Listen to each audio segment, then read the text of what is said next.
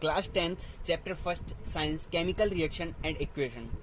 तो अपन ने chemical reaction क्या होती है ये पढ़ लिया, केमिकल इक्वेशन क्या होती है ये पढ़ लिया। अपन कल पढ़ रहे थे केमिकल इक्वेशन को बैलेंस करना, कि केमिकल इक्वेशन को बैलेंस कैसे करते हैं और क्यों करते हैं। तो जितना अपन ने रिएक्टेंट लिया उतना ही हमको प्रोडक्ट मिलेगा, इसीलिए हमको रिएक्टेंट को और प्रोडक्ट को इक्वल करना पड़ता है। ये एक रिएक्शन है Fe plus H2O is equal to Fe3O4 plus H2। Iron की रस्टिंग की रिएक्शन है। जब आयरन वाटर के कांटेक्ट में आता तो उसकी रस्टिंग हो जाती है। तो ये रस्ट का फॉर्मूला है Fe3O4। तो इक्वल कर रहे थे हम, पढ़ लिया था जहां तक हिट एंड ट्रायल मेथड से इक्वल कर रहे थे अपन इसको। तो सबसे पहले क्या करेंगे, जितना हमारे पास में रिएक्टेंट है उतना ही प्रोडक्ट बनेगा। तो सबसे पहले क्या करते हैं, जो फॉर्मूला है किसी भी प्रोडक्ट का हो या फिर रिएक्टेंट का हो, फॉर्मूला कभी नहीं बदलता है। तो अपन को फॉर्मूला के साथ में, जैसे अपन ने यहाँ पर H2O2 है, हमारे यहाँ पर O1 है, यहाँ पर O4 है, तो हम यहाँ पर 4 नहीं लगाएंगे, वरना ये फॉर्मूला क्या हो जाएगा, चेंज हो जाएगा। तो अपन को अगर 4O चाहिए तो 4 अपन को कहाँ पे लगाना पड़ेगा, आगे जैसे मैंने यहाँ पे लिखा है। तो कल यहाँ तक पढ़ा था, एक बार मैं फिर से बोल देता हूँ उसको। तो Fe प्लस, सबसे पहले अपन को हाइड्रोजन को बैलेंस करना पड़ता है, नहीं सॉरी, सबसे पहले अपन को ऑक्सीजन को बैलेंस करना पड़ता है, उसके बाद में हाइड्रोजन को बैलेंस करना पड़ता है, फिर जो अपना है बचा हुआ मेन रिएक्टेंट उसको बैलेंस करना पड़ता है। तो सबसे पहले ऑक्सीजन को बैलेंस करेंगे। इधर ऑक्सीजन कितने हैं, 4 हैं, इधर हमारे पास 1 है, तो इधर क्या करेंगे, 4 लिख देंगे। तो 4 1 जा 4 ऑक्सीजन हो गए, 4 ऑक्सीजन इधर हो गए। नंबर सेकंड स्टेप में हाइड्रोजन को बैलेंस करेंगे। इधर हाइड्रोजन अपने कितने हो गए, 4 2 जा 8 हो गए। इधर हाइड्रोजन कितने हैं हमारे पास में, अभी 2 हैं, तो इधर क्या लिख देंगे, इधर क्या लिख देंगे हम, 4 लिख देंगे। तो हाइड्रोजन क्या हो गए, बैलेंस हो गए। अब हाइड्रोजन और ऑक्सीजन बैलेंस हो चुके हैं, अपना क्या बचा, अब आयरन बचा Fe। तो Fe इधर 3 है, इधर Fe कितने हैं, 1 है इधर, और इधर 3 है, तो इधर क्या लिख देंगे अपन, 3 लिख देंगे। तो Fe क्या हो गया, बैलेंस हो गया। अब इक्वल करके देख लेंगे कि सारी चीजें बराबर है या नहीं है। तो इधर 3Fe 3Fe, 4H2 4H2, यानी कि 8H हो गए, O4 O4, यानी कि सारी चीजें इक्वल हो चुकी है। अब अपन को क्या करना है, ये जिस स्टेट में हमको मिलते हैं इनकी फिजिकल स्टेट क्या है, तो सबकी फिजिकल स्टेट ब्रैकेट लगा के लिख देंगे साइड में। तो Fe जो है वो सॉलिड स्टेट में था पहले, जो H2O होता है वो लिक्विड स्टेट में होता है, तो लिक्विड लिख दिया अपन ने साइड में। Fe2O3 ये भी सॉलिड होता है, रस्ट जो होती है, तो इसको अपन ने सॉलिड लिख दिया। और हाइड्रोजन गैस जो प्रोड्यूस होती है वो गैसेस स्टेट में प्रोड्यूस होती है, तो इसके साइड से अपन ने गैस लिख दिया।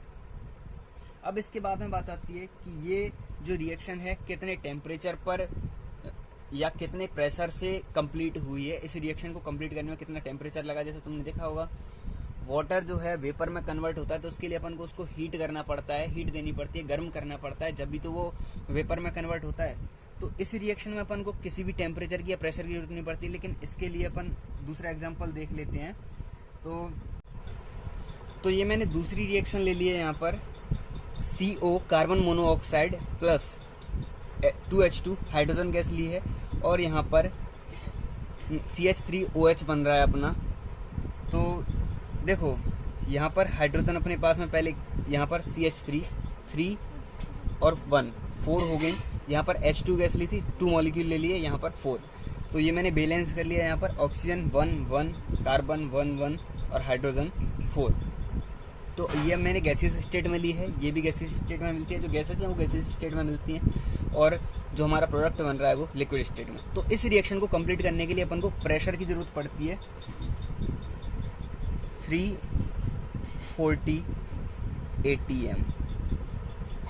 ATM ये प्रेशर का मेजरमेंट करते हैं अपन ATM में, एटमॉस्फेयर।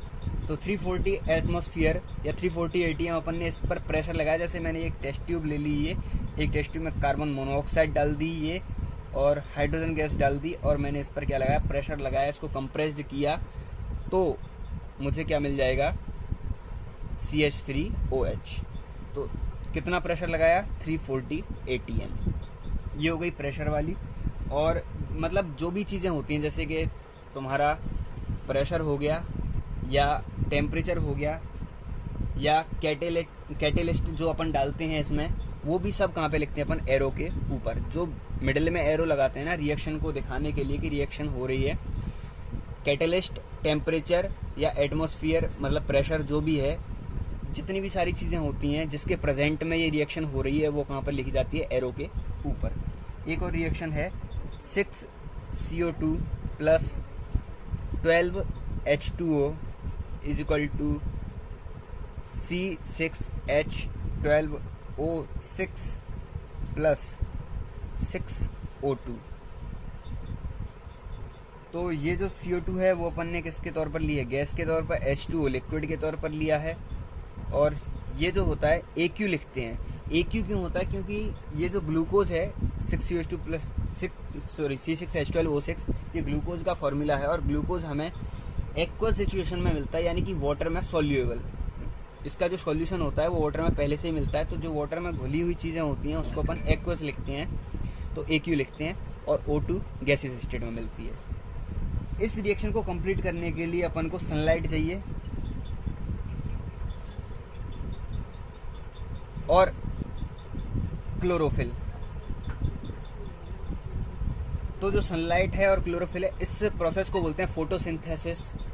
जिस प्रोसेस से प्लांट्स अपना क्या बनाते हैं, फूड बनाते हैं। तो इस प्रोसेस को बोलते हैं अपन फोटोसिंथेसिस, जिसमें अपन को सनलाइट और क्लोरोफिल की क्या होती है, नीड होती है।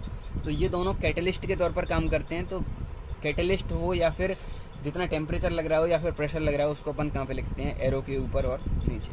एक चीज़ ऊपर लिख लो, एक नीचे लिख लो, अगर दो हैं तो ठीक है। तो ये होती है एक properly balanced equation, chemical equation. इससे रिलेटेड कोई भी आपको क्वेश्चन हो तो आप मुझे सेंड कर सकते हैं।